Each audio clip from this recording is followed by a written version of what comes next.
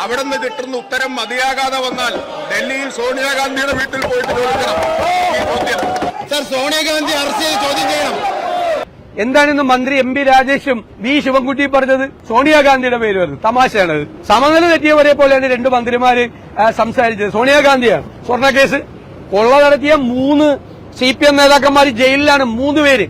അവർക്കെതിരായി ഒരു നടപടി എടുക്കാൻ പോലും ധൈര്യമില്ലാത്ത പാർട്ടിയാണ് CPM. മുഖ്യമന്ത്രിയുടെ കൂടെ നിന്നിട്ടുണ്ടല്ലോ അയാൾ. ഞങ്ങൾ മുഖ്യമന്ത്രിയെ പ്രതിയാക്കണമെന്ന് ഞങ്ങൾ ആവശ്യപ്പെട്ടോ?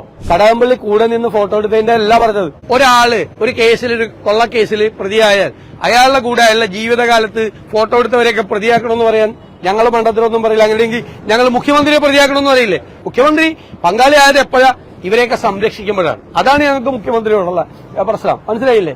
കടകംപള്ളി സുരേന്ദ്രൻ അന്ന് ദേവസ്വത്തിന്റെ മന്ത്രിയാണ്. പൊളിറ്റിക്കൽ അപ്പോയിന്റ്മെന്റ് ആണ്, ദേവസ്വം ബോർഡ് പ്രസിഡന്റും എല്ലാം. ശബരിമലയിൽ നടക്കുന്ന കാര്യങ്ങൾ ദേവസ്വം മന്ത്രി അറിഞ്ഞിരിക്കും. മന്ത്രിയുടെ രാജിയാണ് ആവശ്യം. രാജി. ഞങ്ങളെ ഈ ഭരണകക്ഷി CPM-കാരി നിയമസഭ തല്ലിപ്പൊളിച്ചവര് ജനാധിപത്യം, നിയമസഭയിലെ ജനാധിപത്യം ഞങ്ങളെ പഠിപ്പിക്കണ്ട. മനസ്സിലായില്ലേ? ഞങ്ങളെ പഠിപ്പിക്കണ്ട. അതന്നെ. അത് വി ശിവൻകുട്ടിയുടെ ക്ലാസ്സും വേണ്ട ഞങ്ങൾക്ക്. നിയമസഭയിൽ എങ്ങനെ പെരുമാറണം പ്രതിപക്ഷം എന്നതിന്റെ ശിവൻകുട്ടിയുടെ ക്ലാസ് ഞങ്ങൾക്ക് വേണ്ട. മനസ്സിലായല്ലോ?